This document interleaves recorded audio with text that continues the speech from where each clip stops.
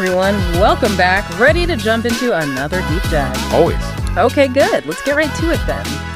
Today we're tackling a book that, it's definitely gotten people riled up.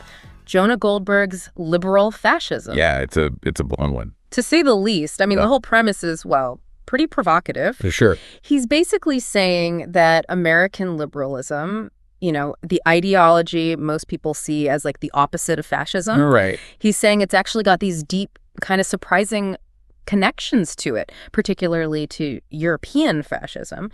And he goes through a whole bunch of historical examples, from like the progressive era all the way up to Hillary Clinton. Hillary Clinton, exactly.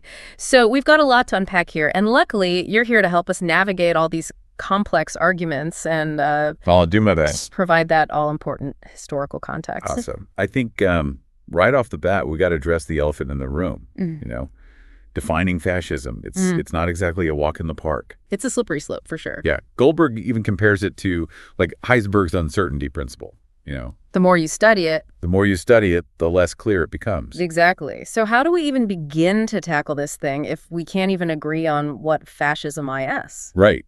Well, that's where Goldberg starts. He dives into the history, specifically the progressive era in America. That's where he sees the roots of what he calls liberal fascism starting to take hold. Interesting. So he's going back to the early 20th century. Yep. He's looking at figures like Woodrow Wilson, Herbert Crowley, even Teddy Roosevelt. Those are names most people associate with, progress, right? Social reform, that kind of thing. Right, exactly. But Goldberg points out that they were also advocating for, a much stronger state, more social control, and even things like eugenics, which is... Okay, now that is surprising. Yeah, because we usually think of eugenics as like a far-right thing. Right, definitely. So he's saying those ideas were present on the left as well, even back then. Yeah, and he's got the receipts. He talks about these fitter family contests that were popular back then. Fitter family contests? Yeah, like imagine people being judged like livestock at a county fair, all in the name of promoting good American genes. Wow, that's pretty disturbing. Yeah. And it just goes to show how, even seemingly scientific ideas can get twisted and used to justify all sorts of discriminatory practices. Selling stuff. And there's more. Goldberg also points out that American progressives back then were actually big fans of Otto von Bismarck. Bismarck, the Iron Chancellor, the guy who unified Germany. The one and only. But he wasn't exactly known for being a bleeding heart liberal. Nope. But he did pioneer what was called state socialism. He's the one who implemented things like the 8-hour workday, healthcare, social insurance. Things we kind of take for granted these days. Exactly. And those programs, which are now cornerstones of the welfare state, actually had their roots in Bismarck's Germany. So those programs that, so many people rely on today, they're actually connected to to Bismarck, yeah. To Bismarck. And American progressives were looking to him as a model. They were fascinated by him. It was like a real intellectual exchange happening across the Atlantic. Fascinating. And it really makes you realize how, ideas can travel in unexpected ways and end up in places you'd never imagine. It's all interconnected, that's for sure. So how does all of this connect to the New Deal and FDR? Because I know that's a big part of Goldberg's argument.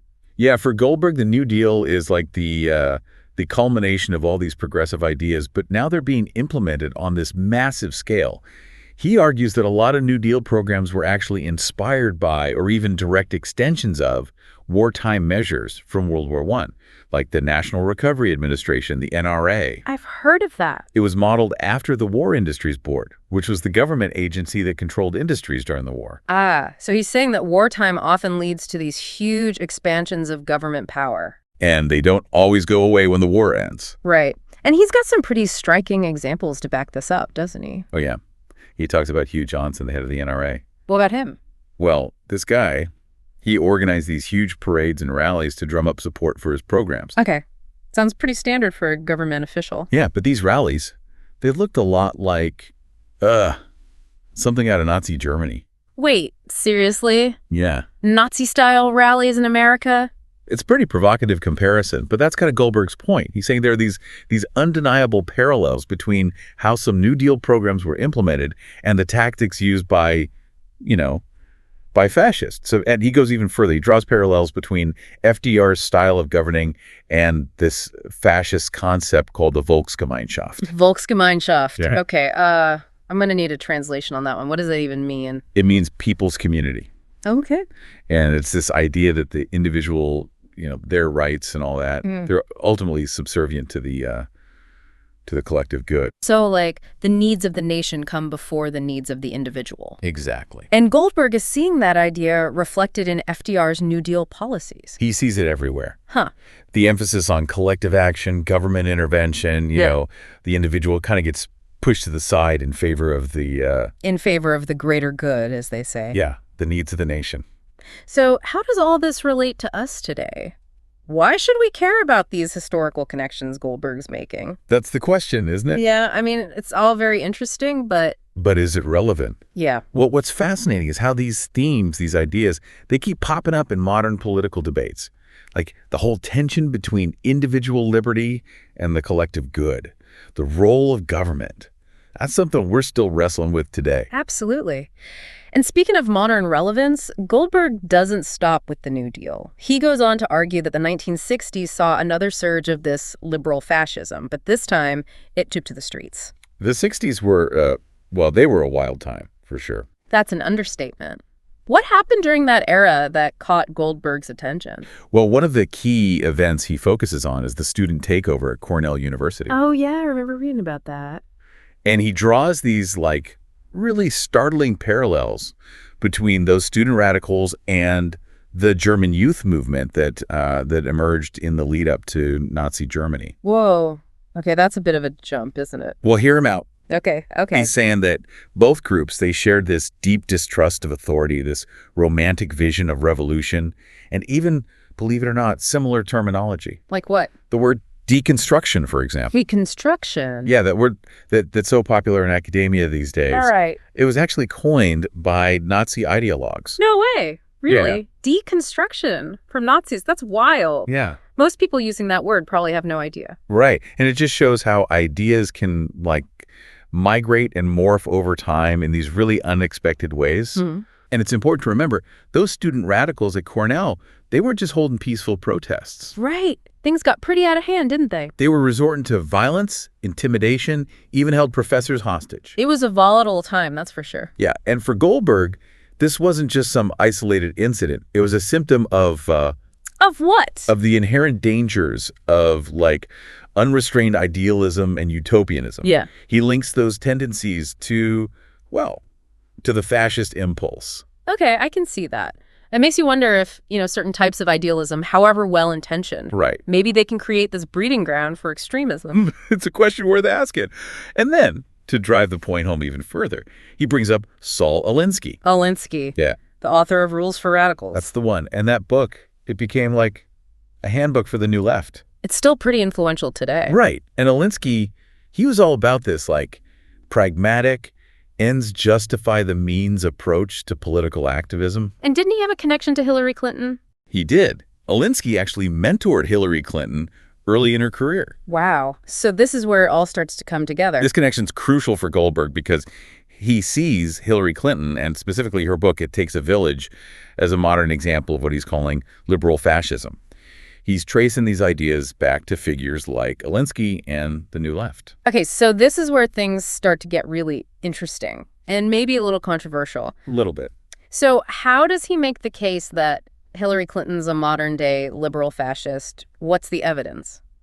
Well, he zeroes in on her emphasis on the collective good. Okay. Her call for government intervention to solve social problems. Uh-huh. And how she kind of downplays traditional notions of individualism and family autonomy. Okay, I can already hear people saying, but wait, isn't it a good thing to care about the collective good? Yeah. And to want to help people through government programs? Of course. Yeah. And Goldberg acknowledges that a lot of liberal policies have had positive results. But his point is that we need to look beyond the stated intentions and examine the underlying philosophy. What's the driving force behind these ideas? So it's not about whether the programs themselves are good or bad. It's about the ideology that underpins them. Okay, I see. Can you give us a specific example from Clinton's work that kind of illustrates this point? Sure. He points to her focus on children and daycare. Okay. He highlights how Clinton believes that women can't be, and I'm quoting here, fully realized human beings unless they prioritize work over mothering. So he sees that as problematic. He sees it as part of this larger push to move women into the workforce, which, strengthens the state by increasing the number of taxpayers. Okay, I'm starting to see where he's going with this. And it also gives the state more control over, children's upbringing. So he's essentially saying that Clinton's vision isn't about empowering women, it's about empowering the state. That's the gist of it, yeah. This is getting really interesting. It is. And it sounds like we're just scratching the surface here. Oh, yeah, there's a lot more to unpack. We've got how he connects these ideas to modern issues like environmentalism, multiculturalism. Even the politics of sex. The politics of sex. Oh, yeah. He goes there. All right, well, buckle up, everyone. We're headed into even more controversial territory. Can't wait. Welcome back, everyone. So last time, we were just getting into some of Goldberg's more controversial claims about Hillary Clinton and her book, It Takes a Village. Yeah, we were talking about daycare and how Goldberg sees it as, not exactly a benign thing. Right. He seemed particularly concerned with Clinton's idea that women can't be fully realized human beings unless they prioritize work over mothering. Yeah, that's a key point for him. Yeah. He sees that statement as part of a larger effort to, shift women away from traditional roles and into the workforce, which, as he sees it, ultimately benefits the state. So more taxpayers, more people dependent on the system. Right, and less emphasis on, the family as the primary unit of society. So he's basically saying Clinton's vision isn't really about empowering women. He's arguing that it's more about empowering the state at the expense of individual freedom and, traditional values. Wow, that's pretty strong stuff. And he actually compares state-run daycare to Nazi indoctrination tactics. Whoa, hold on a second. Isn't that a bit extreme? Comparing daycare to the Nazis? It's a very provocative comparison, and Goldberg knows that. He even admits it's over the top. But his point is to make us think about the potential dangers of, any system that gives the state that much control over children. I see. So it's not about daycare specifically. It's more about the principle. The idea that when the state is responsible for raising children, it inevitably shapes their values and worldview, whether intentionally or not. Okay, that's a bit less scary than the Nazi comparison, I gotta say. Yeah, but it's still a pretty serious point, right? Definitely. And it connects back to his whole liberal fascism argument, doesn't it? Absolutely. He sees this focus on daycare as part of a larger pattern in liberal thought, this tendency to favor an expansive state. A state that has the power to shape people's lives for the supposed greater good. Right, and he sees that as inherently dangerous. Potentially, yeah. Because it often comes at the expense of individual liberty and, those traditional values that he sees as essential to a free society. So it's not just about social welfare programs then. He connects this idea to other modern-day issues as well, right? Oh, yeah. He covers a lot of ground in this book. Environmentalism, multiculturalism, even the politics of sex. The politics of sex. That's a new one. But okay, let's start with environmentalism. How does he connect that to liberal fascism? Well, he argues that modern environmentalism, with its emphasis on collective action and, its willingness to restrict individual freedom in the name of saving the planet, it shares some similarities with the fascist emphasis on organic unity and state control. Okay, so he's not saying that caring about the environment is bad, obviously. Of course not. But that the way some environmentalists approach the issue, their methods, maybe. Their methods and their rhetoric. He points to things like the heavy reliance on government regulation, the tendency to demonize anyone who disagrees as a climate denier, and the apocalyptic language that's often used to justify pretty drastic action. He sees echoes of fascism in all of that. Huh. I can see where he's coming from, to be honest. Even if you agree with the goals, some of the tactics can be a bit authoritarian. Yeah, I was going to say heavy-handed, but yeah. And he's not just talking about environmentalism. He also takes aim at multiculturalism, arguing that it can sometimes lead to this overemphasis on group identity, at the expense of individual identity. And it creates this view of society as a bunch of competing tribes rather than a melting pot. Yeah, or even just a community of individuals with shared values. That's a bold claim, especially considering most people see multiculturalism as a good thing, celebrating diversity and inclusion. And again, Goldberg isn't necessarily against those things in principle. He's just concerned with how they're sometimes implemented. Okay. Like when it's taken to an extreme, he argues it can lead to the fragmentation of society, So, like, instead of everyone being part of one big American community. You end up with all these little subgroups, each with their own separate identity and interests. And that's a problem because. It erodes those shared values that hold a society together. Gotcha. He sees this push for ever-increasing diversity, often enforced through government policies and social pressure, as another example of this liberal fascism in action. I'm starting to see a pattern here. Yeah. Okay, so now for the really unexpected one. The politics of sex. How on earth does he connect that to this whole argument? Well, he starts by challenging the common assumption that fascism is inherently puritanical or sexually repressive. Okay. He argues that fascist movements, with their focus on the collective good and their willingness to use state power to shape behavior, they can actually be quite intrusive when it comes to personal matters, including sexuality. So he's saying fascists weren't necessarily all prudes? Not at all. Yeah. He points out that the Nazis, for example, were actually pretty progressive in some areas of sexual morality.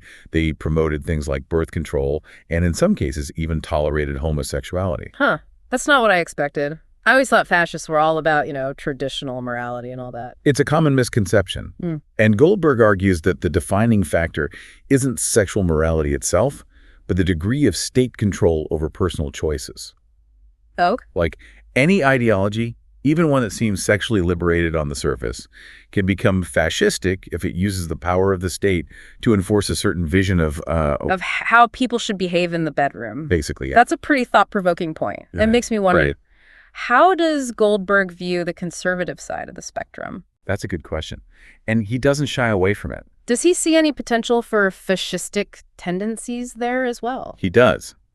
While he spends most of the book critiquing the left, he acknowledges that conservatives are not immune to the temptation of using state power to enforce their own vision of, morality and social order. So he's not letting conservatives off the hook. Not at all. He's basically saying that any ideology, whether it's on the left or the right, can potentially turn nasty. If it embraces authoritarian tactics and, puts the collective above the individual. So where does that leave us? In a very interesting place. If both liberalism and conservatism can potentially become fascistic, then what's the alternative? That's the million-dollar question. What's the solution? Well, he doesn't have a simple answer. There's no magic formula. Yeah.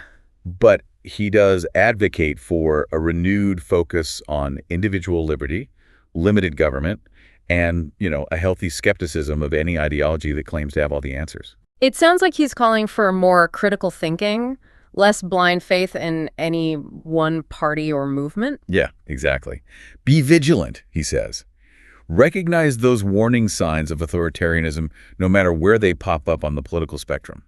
This has been a lot to take in. Yeah, a lot to take in. Liberal fascism is provocative.